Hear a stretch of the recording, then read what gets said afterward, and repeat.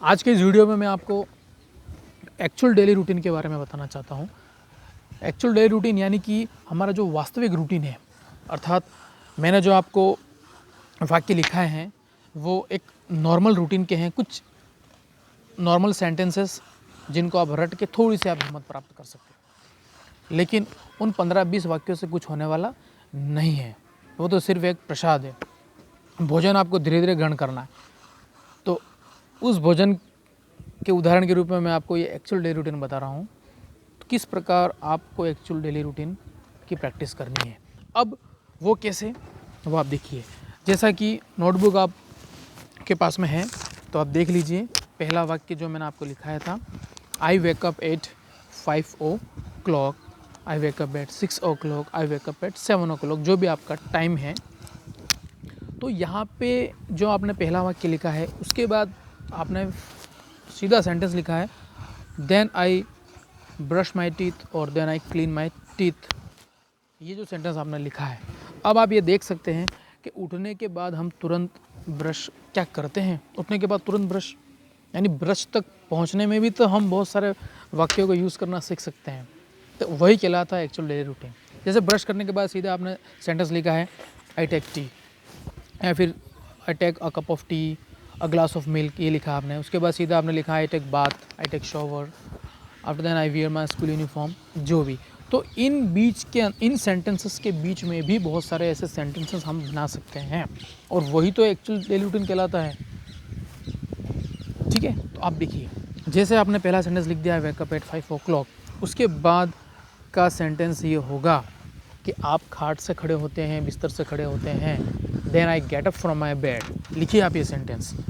Second sentence आपका होगा actual daily routine का। फर्स्ट सेंटेंस तो वही हो गया, I wake up at 5 o'clock, I wake up at 6 o'clock। यहाँ पे थोड़ा सा आप चेंज कर सकते हैं। अगर आप 5:30 या 6:30 अगर उठते हैं तो थोड़ा चेंज हो जाएगा सेंटेंस। आई वेकअप एट 6:30, आई वेकअप एट 5:30, आई वेकअप एट 7:30।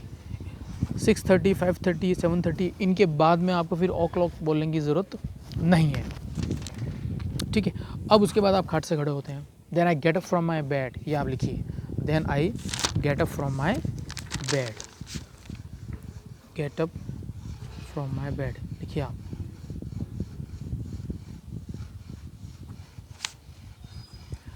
उसके बाद मैं रूम से बाहर आता हूँ, देन आई कम आउट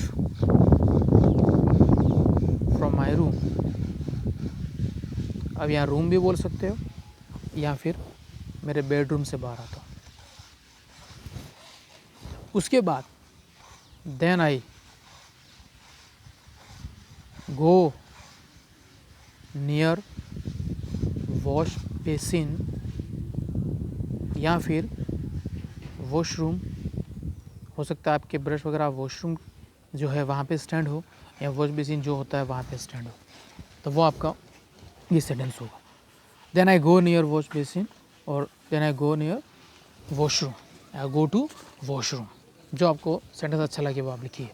अब यहाँ पे आप जाते हैं, फिर आप पेस्ट लेते होंगे, तो यहाँ पे आपका सेंटेंस क्या बनेगा, then I take brush and paste, ये भी आप बोल सकते हो। या फिर आप ये बोल सकते, देन आई टेक टूथपेस्ट, ये वाक्य भी आप बोल सकते हैं। टूथपेस्ट एंड ब्रश, ये भी आप बोल सकते हैं। अब पेस्ट ले लिया आपने, उसके बाद उस पेस्ट की जो कैप होती है, ढक्कन, उसको आप ओपन करेंगे, तो फिर आपका सेंटेंस क्या बनेगा, then I open the cap of toothpaste,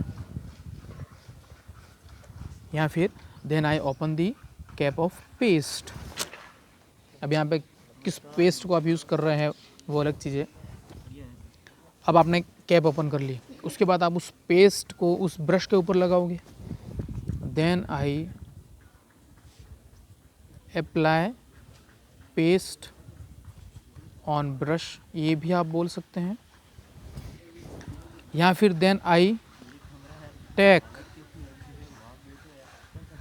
paste on brush, ये भी आप बोल सकते हो ना। पेस्ट को आप उस ब्रश के ऊपर लेते हैं। फिर आप थोड़ा सा पानी डालते होंगे ब्रश के ऊपर. Then I put some water